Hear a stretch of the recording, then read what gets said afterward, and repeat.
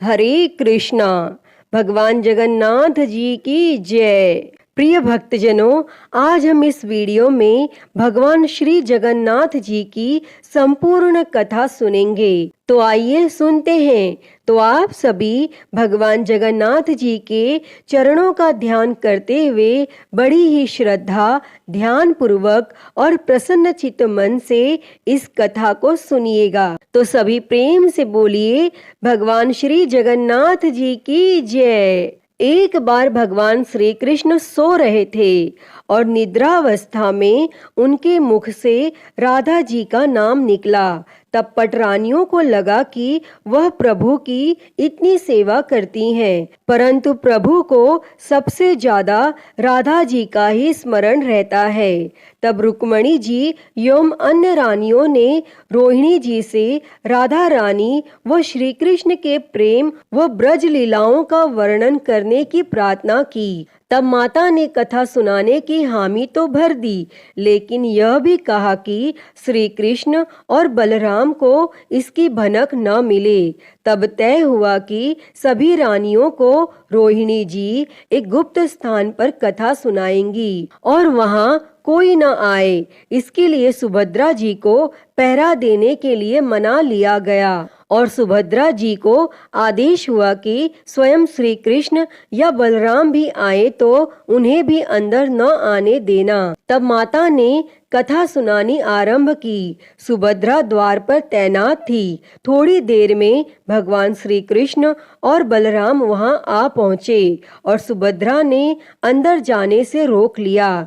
इससे भगवान श्री कृष्ण को कुछ संदेह हुआ और वह बाहर से ही अपनी सूक्ष्म शक्ति द्वारा अंदर की माता द्वारा वर्णित ब्रज लीलाओं का आनंद लेकर सुनने लगे और बलराम जी भी कथा का आनंद लेने लगे और कथा सुनते सुनते भगवान श्री कृष्ण, बलराम व सुभद्रा के हृदय में ब्रज के प्रति अद्भुत प्रेम भाव उत्पन्न हुआ और उस भाव में उनके पैर और हाथ सिकुड़ने लगे जैसे कि बाल्यकाल में थे।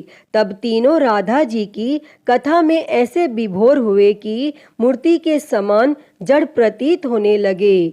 बड़े ध्यान पूर्वक देखने पर भी उनके हाथ पैर दिखाई नहीं देते थे और सुदर्शन ने भी द्रवित होकर लंबा रूप धारण कर लिया। तब उसी समय देव मुनि नारद वहां आ पहुंचे और भगवान के इस रूप को देखकर आश्चर्यचकित हो गए और निहारते रहे। और कुछ समय बाद जब तंद्रा भंग हुई तो नारद जी ने प्रणाम करके भगवान श्री कृष्ण से कहा, हे प्रभु, मेरी इच्छा है कि मैंने आज जो रूप देखा है वह रूप आपके भक्तजनों को पृथ्वी लोक पर चिरकाल तक देखने को मिले।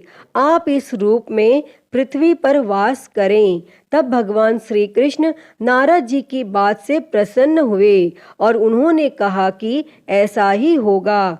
कली काल में मैं इसी रूप में नीलांचल क्षेत्र में अपना स्वरूप प्रकट करूंगा। और तब कलयुग आगमन के उपरांत प्रभु की प्रेरणा से मालव राज इंद्रद्युम्न ने भगवान श्री कृष्ण, बलभद्र जी और बहन सुभद्रा जी की ऐसी ही प्रतिमा जगन्नाथ मंदिर में स्थापित कराई। तो यही रोचक कथा आइए आगे सुनते हैं। राजा इंद्रद्युम्न श्रेष्ठ प्रजा पालक राजा थे। प्रजा उन्हें बहुत प्रेम करती थी। प्रजा सुखी और संतुष्ट थी। राजा के मन में इच्छा थी कि वह कुछ ऐसा करे जिससे सभी उन्हें स्मरण रखे। तब दैव योग से इंद्रद्युम्न के मन में एक अज्ञात कामना प्रकट हुई। वह ऐसा मंदिर का निर्माण कराएं जैसा दुनिया में कहीं और न हो। तब इंद्रद्युम्न विचारने लगे कि आखिर उनके मंदिर में किस देवता की मूर्ति स्थापित करें और राजा के मन में यही इच्छा और चिंतन चलने लगा। एक रात इसी पर गंभीर चिंतन करते सो गए और नींद में राजा ने एक सपना देखा और सपने में उन्हें एक देववाणी सुनाई पड़ी और इंद्रद्युम्न ने सुना, राजा तुम पहले नए मंदिर का निर्माण आरंभ करो, मूर्ति विग्रह की चिंता छोड़ दो। उचित समय आने पर तुम्हें स्वयं राह दिखाई पड़ेगी। तब राजा नींद से जाग उठे और सुबह होते ही उन्होंने अपने मंत्रियों को सपने की बात बताई और राजपुरोहित के सुझाव पर शुभ मुहूर्त में पूर्वी समुद्र तट पर एक विशाल मंदिर के निर्माण का निश्चय हुआ और वैदिक मंत्रोच्चार के साथ मंदिर निर्माण का श्री गणेश हुआ और राजा इंद्रद्युम्न के मंदिर बनवाने की सूचना शिल्पियों और कारीगरों को हुई और सभी इसमें योगदान देने पहुंचे और दिन रात मंदिर के निर्माण में जुट गए और कुछ ही वर्षों में मंदिर बनकर तैयार हुआ और सागर तट पर एक विशाल मंदिर का निर्माण तो हो गया, परंतु मंदिर के भीतर भगवान की मूर्ति की समस्या जस की तस थी। राजा फिर से चिंतित होने लगे और एक दिन मंदिर के गर्भगृह में बैठकर इसी चिंतन में बैठे राजा की आंखों से आंसू निकल आए और राजा ने भगवान से विनती की, प्रभु आपके किस स्वरूप को इस मंदिर में स्थापित करूं, इसकी चिंता से व्यग्र हूं, मार्ग दिखाइए। आपने स्वप्न में जो संकेत दिया था उसे पूरा होने का समय कब आएगा? देव विग्रह विहीन मंदिर देख सभी मुझ पर हंसेंगे। और राजा की आंखों से आंसू झर रहे थे और वह प्रभु से प्रार्थना करते जा रहे थे, प्रभु आपके आशीर्वाद से मेरा बड़ा सम्मान है। प्रजा समझेगी कि मैंने झूठ मूठ में स्वप्न में आपके आदेश की बात कहकर इतना बड़ा श्रम कराया। हे प्रभु मार्ग दिखाइए। तब राजा दुखी मन से अपने महल में चले गए और उसी रात को राजा ने फिर एक सपना देखा। सपने में राजा को देववाणी सुनाई दी कि हे राजन, यहाँ निकट में ही भगवान श्री कृष्ण का विग्रह रूप है, तुम उन्हें खोजने का प्रयास करो, तुम्हें दर्शन मिलेंगे। तब इंद्रद्युम्न ने स्वप्न की बात पुनः पुरोहित और मंत्रियों को बताई और सभी यह निष्कर्ष पर पहुंचे कि प्रभु की कृपा सहज प्राप्त नहीं होगी, उसके लिए हमें निर्मल मन से परिश्रम आरंभ करना होगा और भगवान के विग्रह का पता लगाने की जिम्मेदारी राजा इंद्रद्युम्न ने 4 विद्वान पंडितों को सौंप दिया। प्रभु इच्छा से प्रेरित होकर चारों विद्वान 4 दिशाओं में निकले। उन चारों में एक विद्वान थे विद्यापति और वह चारों में सबसे कम उम्र के थे। प्रभु के विग्रह की खोज के दौरान उनके साथ बहुत से अलौकिक घटनाएं हुई। पंडित विद्यापति पूर्व दिशा की ओर चले। कुछ आगे चलने के बाद विद्यापति उत्तर की ओर मुड़े तो उन्हें एक जंगल दिखाई दिया और वह वन भयावह था। विद्यापति भगवान श्री कृष्ण के उपासक थे। उन्होंने भगवान श्री कृष्ण का स्मरण किया और राह दिखाने की प्रार्थना की। तब भगवान श्री कृष्ण की प्रेरणा से उन्हें राह दिखने लगी और प्रभु का नाम लेते वह वन में चले जा रहे थे और जंगल के मध्य उन्हें एक पर्वत दिखाई दिया और पर्वत के वृक्षों से संगीत की ध्वनि सा सुरमई गीत सुनाई पड़ रहा था। तब विद्यापति संगीत के जानकार थे और उन्हें वहां मृदंग, बंसी और करताल की मिश्रित ध्वनि सुनाई दे रही थी। यह संगीत उन्हें दिव्य लगा और संगीत की लहरियों को खोजते विद्यापति आगे बढ़ चले और वह जल्दी ही पहाड़ी की चोटी पर पहुंच गए। पहाड़ के दूसरी ओर उन्हें एक सुंदर घाटी दिखी जहां भील नृत्य कर रहे थे। विद्यापति उस दृश्य को देखकर मंत्रमुग्ध थे और सफर के कारण थके थे, पर संगीत से थकान मिट गई और उन्हें नींद आने लगी। तब अचानक एक बाघ की गर्जना सुनकर विद्यापति घबरा उठे। बाघ उनकी ओर दौड़ता आ रहा था। बाघ को देखकर विद्यापति घबरा गए और बेहोश होकर वहीं गिर पड़े और बाघ विद्यापति पर आक्रमण करने ही वाला था कि तभी एक स्त्री ने बाघ को पुकारा, बाघा, और उस आवाज को सुनकर बाघ मौन खड़ा हो गया और स्त्री ने उसे लौटने का आदेश दिया तो बाघ लौट पड़ा और बाघ उस स्त्री के पैरों के पास ऐसे लौटने लगा जैसे कोई बिल्ली पुचकार सुनकर खेलने लगती है। तब युवती बाघ के पीठ को प्यार से थपथपाने लगी और बाघ स्नेह से लौटता रहा और वह स्त्री वहां मौजूद स्त्रियों में सर्वाधिक सुंदर थी। वह भीलों के राजा विश्वावसु की इकलौती पुत्री ललिता थी। ललिता ने अपनी सेविकाओं को अचेत विद्यापति की देखभाल के लिए भेजा और सेविकाओं ने झरने से जल लेकर विद्यापति पर छिड़का और कुछ देर बाद विद्यापति की चेतना लौटी और उन्हें जल पिलाया गया और विद्यापति यह सब देखकर कुछ आश्चर्य में थे।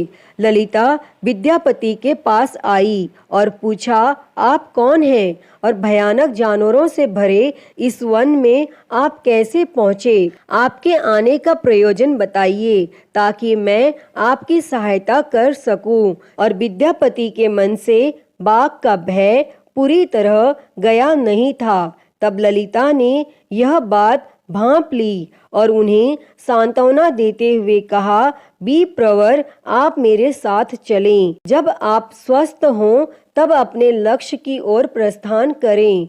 तब विद्यापति ललिता के पीछे पीछे उनकी बस्ती की तरफ चल दिए और विद्यापति भीलों के राजा विश्वावसु से मिले और उन्हें अपना परिचय दिया और विश्वावसु विद्यापति जैसे विद्वान से मिलकर बड़े प्रसन्न हुए और विश्वावसु के अनुरोध पर विद्यापति कुछ दिन वहां अतिथि बनकर रुके और वह भीलों को धर्म और ज्ञान का उपदेश देने लगे और उनके उपदेशों को विश्वावसु तथा ललिता बड़ी रुचि के साथ सुनते थे। ललिता के मन में विद्यापति के लिए अनुराग पैदा हो गया और विद्यापति ने भी भांप लिया कि ललिता जैसी सुंदरी को उनसे प्रेम हो गया है। किंतु विद्यापति एक बड़े कार्य के लिए निकले थे। अचानक एक दिन विद्यापति बीमार हो गए और ललिता ने उनकी सेवा की और इससे विद्यापति के मन में भी ललिता के प्रति प्रेम भाव पैदा हो गया। तब विश्वावसु ने प्रस्ताव रखा कि विद्यापति ललिता से विवाह कर लें और विद्यापति ने इसे स्वीकार कर लिया और कुछ दिन दोनों के सुखमय बीते और ललिता से विवाह करके विद्यापति प्रसन्न थे, पर जिस महत्वपूर्ण कार्य के लिए वह आए थे वह अधूरा था। यही चिंता उन्हें बार बार सताती थी। तब इस बीच विद्यापति को एक विशेष बात पता चली। विश्वावसु हर रोज सवेरे उठकर कहीं चला जाता है और सूर्योदय के बाद ही लौटता था। कितनी भी विकट स्थिति हो उसका यह नियम कभी नहीं टूटता था। तब विश्वावसु के इस व्रत पर विद्यापति को आश्चर्य हुआ और उनके मन में इस रहस्य को जानने की इच्छा हुई। आखिर विश्वावसु जाता कहाँ है? एक दिन विद्यापति ने ललिता से इस संबंध में पूछा और ललिता यह सुनकर सहम गई और विद्यापति ने ललिता से उसके पिता द्वारा प्रतिदिन सुबह किसी अज्ञात स्थान पर जाने और सूर्योदय के पूर्व लौटकर आने का रहस्य पूछा। लेकिन विश्वावसु का नियम किसी भी हाल में नहीं टूटता था, चाहे कितनी भी विकट परिस्थिति हो। ललिता के सामने धर्म संकट आ गया। वह पति की बात को ठुकरा नहीं सकती थी, लेकिन पति जो पूछ रहा था वह उसके वंश की गोपनीय परंपरा से जुड़ी बात थी, जिसे खोलना संभव नहीं था। तब ललिता ने कहा, स्वामी, यह हमारे कुल का रहस्य है जिसे किसी के सामने खोला नहीं जा सकता, परंतु आप मेरे पति हैं और मैं आपको कुल का पुरुष मानते हुए जितना संभव है उतना बताती हूँ। यहाँ से कुछ दूरी पर एक गुफा है जिसके अंदर हमारे कुल देवता हैं। उनकी पूजा हमारे सभी पूर्वज करते आए हैं और यह पूजा निर्बाध चलनी चाहिए और उसी पूजा के लिए पिताजी रोज सुबह नियमित रूप से जाते हैं। तब विद्यापति ने ललिता से कहा कि वह भी उनके कुल देवता के दर्शन करना चाहते हैं। तब ललिता बोली, यह संभव नहीं, हमारे कुल देवता के बारे में किसी को जानने की इच्छा है। यह सुनकर मेरे पिता क्रोधित हो जाएंगे। तब विद्यापति की उत्सुकता बढ़ रही थी और वह तरह तरह से ललिता को अपने प्रेम की शपथ देकर उसे मनाने लगे और आखिरकार ललिता ने कहा कि वह अपने पिताजी से विनती करेगी कि वह आपको देवता के दर्शन करा दें। तब ललिता ने पिता से सारी बात कही और वह क्रोधित हो गए। तब ललिता ने यह कहा कि मैं आपकी अकेली संतान हूँ, आपके बाद देवता की पूजा का दायित्व मेरा होगा, इसीलिए मेरे पति का यह अधिकार बनता है क्योंकि आगे उन्हें ही पूजना होगा। तब विश्वावसु इस तर्क के आगे झुक गए और वह बोले, गुफा के दर्शन किसी को भी तभी कराए जा सकते हैं जब वह भगवान की पूजा का दायित्व अपने हाथ में ले लें। और फिर विद्यापति ने दायित्व स्वीकार किया तो विश्वावसु देवता के दर्शन कराने को राजी हुए और दूसरे दिन सूर्योदय से पूर्व विद्यापति की आंखों पर पट्टी बांधकर विश्वावसु उनका दाहिना हाथ पकड़कर गुफा की तरफ निकले और विद्यापति ने मुट्ठी में सरसों रख लिया था जिसे रास्ते में छोड़ते हुए गए और गुफा के पास पहुंचकर विश्वावसु रुके और विश्वावसु ने विद्यापति की आंखों की काली पट्टी खोल दी और उस गुफा में नीले रंग का प्रकाश चमक उठा। हाथों में मुरली लिए भगवान श्री कृष्ण का रूप विद्यापति को दिखाई दिया। तब विद्यापति आनंद मग्न हो गए। उन्होंने भगवान के दर्शन किए और दर्शन के बाद तो जैसे विद्यापति वहां से जाना ही नहीं चाहते थे, पर विश्वावसु ने लौटने का आदेश दिया। फिर उनकी आंखों पर पट्टी बांधी और दोनों लौट पड़े। लौटने पर ललिता ने विद्यापति से पूछा और विद्यापति ने गुफा में दिखे अलौकिक दृश्य के बारे में पत्नी को बताना भी उचित नहीं समझा और वह टाल गए। और यह जानकारी उन्हें हो चुकी थी कि विश्वावसु भगवान श्री कृष्ण की मूर्ति की पूजा करते हैं। तब विद्यापति को आभास हो गया कि महाराज ने स्वप्न में जिस प्रभु विग्रह के बारे में देववाणी सुनी थी वह इसी मूर्ति के बारे में थी। तब विद्यापति विचार करने लगे कि किसी तरह इस मूर्ति को लेकर राजधानी पहुंचना होगा। तब वह एक तरफ से गुफा से मूर्ति को लेकर जाने की सोच रहे थे और दूसरी तरफ भीलराज और पत्नी के साथ विश्वासघात के विचार से उनका मन व्यतीत हो रहा था और विद्यापति धर्म और अधर्म के बारे में सोचते रहे। और फिर विचार आया कि यदि विश्वावसु ने सचमुच उस पर विश्वास किया होता तो आंखों पर पट्टी बांधकर गुफा तक नहीं ले जाता, इसीलिए उसके साथ विश्वासघात का प्रश्न नहीं उठता। तब विद्यापति ने गुफा से मूर्ति चुराने का मन बना लिया और विद्यापति ने ललिता से कहा कि वह अपने माता पिता के दर्शन करने के लिए जाना चाहते हैं और वे उसे लेकर परेशान होंगे। और ललिता भी साथ चलने को तैयार हुई तो विद्यापति ने यह कहकर समझा लिया कि वह शीघ्र ही लौटेंगे और उसे लेकर जाएंगे। तब ललिता मान गई और विश्वावसु ने विद्यापति के लिए घोड़े का प्रबंध किया और अब तक सरसों के दाने से पौधे निकल आए थे और उनको देखते विद्यापति गुफा तक पहुंच गए। तब उन्होंने भगवान की स्तुति की और क्षमा प्रार्थना के बाद उनकी मूर्ति उठाकर झोले में रख ली और शाम तक वह राजधानी पहुंच गए और सीधा राजा के पास गए और विद्यापति ने दिव्य प्रतिमा राजा को सौंप दी और पूरी कहानी सुनाई। तब राजा ने बताया कि उन्होंने कल एक सपना और देखा कि सुबह सागर में एक कुंदा बहकर आएगा और उस कुंदे की नक्काशी करवाकर भगवान की मूर्ति बनवा लेना, जिसका अंश तुम्हें प्राप्त होने वाला है और वह भगवान श्री विष्णु का स्वरूप होगा और तुम जिस मूर्ति को लाए हो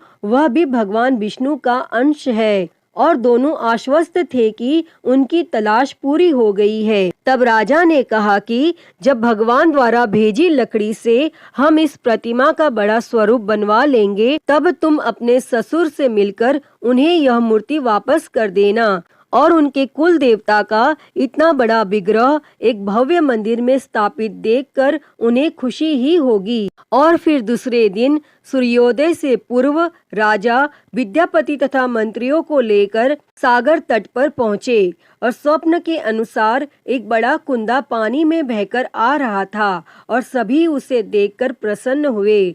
10 नावों में बैठकर राजा के एक सेवक उस कुंदे को खींचने पहुँचे। मोटी मोटी रस्सियों से कुंदे को बांधकर खींचा जाने लगा, लेकिन कुंदा टस से मस नहीं हुआ। और लोग भेजे गए, लेकिन सैकड़ों लोग और नावों का प्रयोग करके भी कुंदे को हिलाया तक नहीं जा सका। तब राजा का मन उदास हो गया। सेनापति ने एक लंबी सेना कुंदे को खींचने के लिए भेज दी। सारे सागर में सैनिक ही सैनिक नजर आने लगे, लेकिन सभी मिलकर कुंदे को अपने स्थान से हिला तक न सके और सुबह से रात हो गई। तब अचानक राजा ने काम रोकने का आदेश दिया और उसने विद्यापति को अकेले में ले जाकर कहा कि वह समस्या का कारण जान गया है। और राजा के चेहरे पर संतोष के भाव थे और राजा ने विद्यापति को गोपनीय रूप से कहीं चलने की बात कही। और राजा इंद्रद्युम्न ने कहा कि अब भगवान का विग्रह बन जाएगा, बस एक काम करना होगा। भगवान श्री कृष्ण ने राजा को ऐसा क्या संकेत दिया था कि उसकी सारी परेशानी समाप्त हो गई थी। और राजा इंद्रद्युम्न को भगवान की प्रेरणा समझ में आने लगी कि आखिर प्रभु के विग्रह के लिए जो लकड़ी का कुंदा पानी में बहकर आया है वह हिलडुल भी क्यों नहीं रहा। तब राजा ने विद्यापति को बुलाया और कहा, तुम जिस दिव्य मूर्ति को अपने साथ लाए हो उसकी अब तक जो पूजा करता आया था उससे तुरंत भेंट करके क्षमा मांगनी होगी। बिना उसके स्पर्श किए यह कुंदा आगे नहीं बढ़ सकेगा। और राजा इंद्रद्युम्न और विद्यापति विश्वावसु से मिलने पहुँचे। राजा ने पर्वत की चोटी से जंगल को देखा तो उसकी सुंदरता को देखता ही रह गया और दोनों भीलों की बस्ती की ओर चुपचाप चलते रहे। और इधर विश्वावसु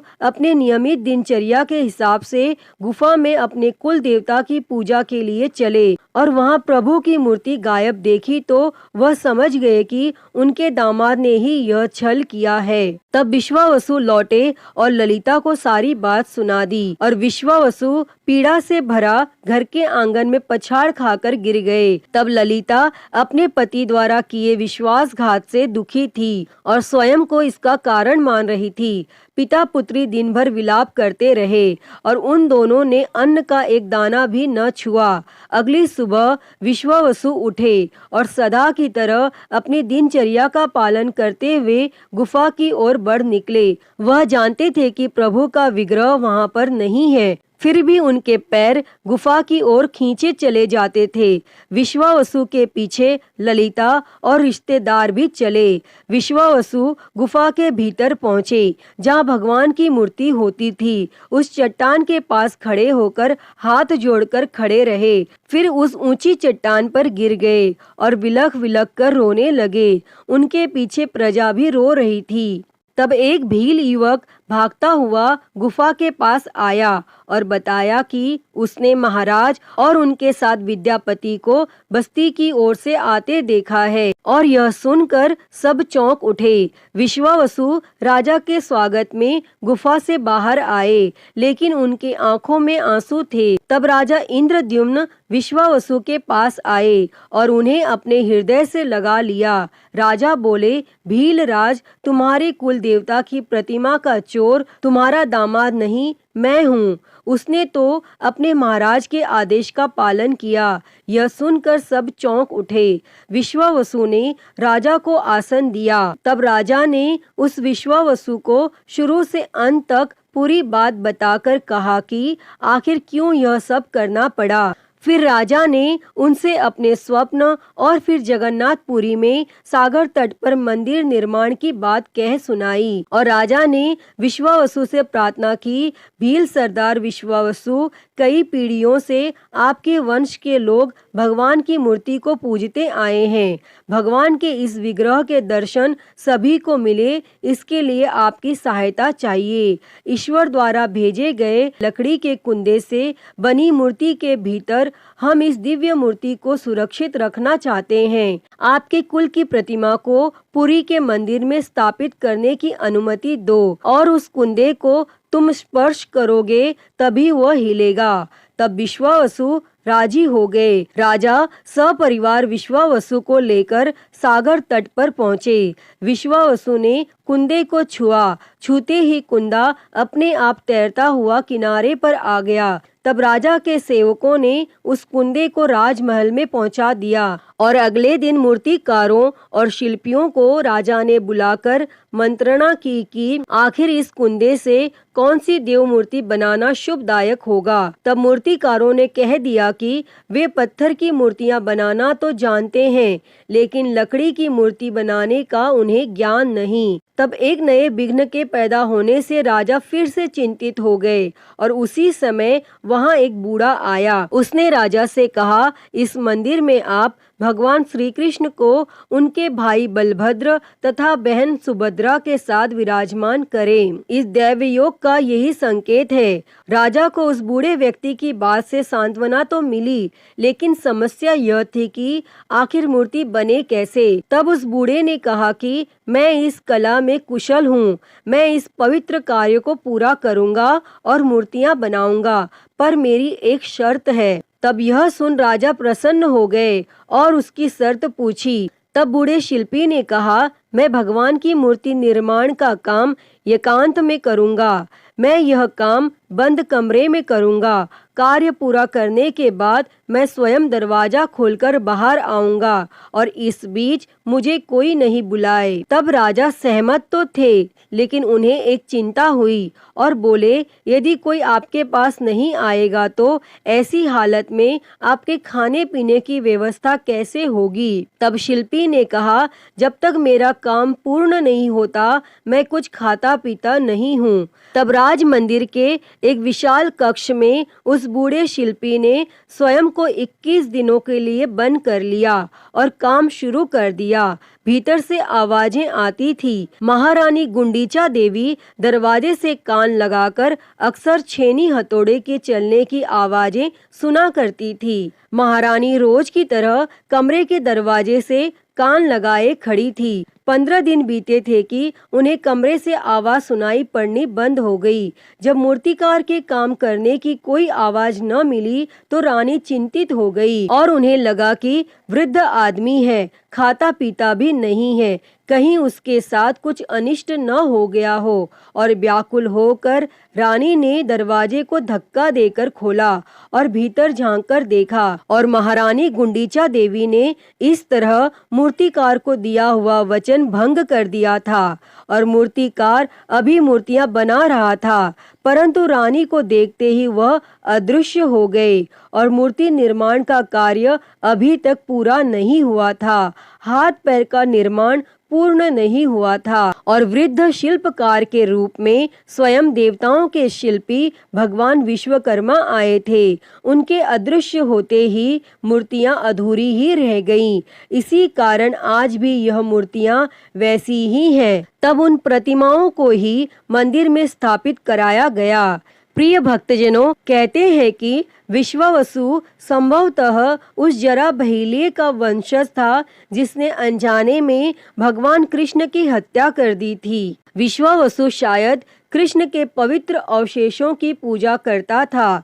ये अवशेष मूर्तियों में छिपाकर रखे गए थे। विद्यापति और ललिता के वंशज जिन्हें दैत्यपति कहते हैं, उनका परिवार ही यहाँ अब तक पूजा करता है। अतः ही जगन्नाथ भगवान जी इस कथा को कहते, सुनते और हुंकारा भरते सभी पर अपनी कृपा सदैव बनाए रखना, सभी के मनोरथ को पूर्ण करना। तो सभी प्रेम से बोलिए, भगवान श्री जगन्नाथ जी की जय। हरे कृष्णा।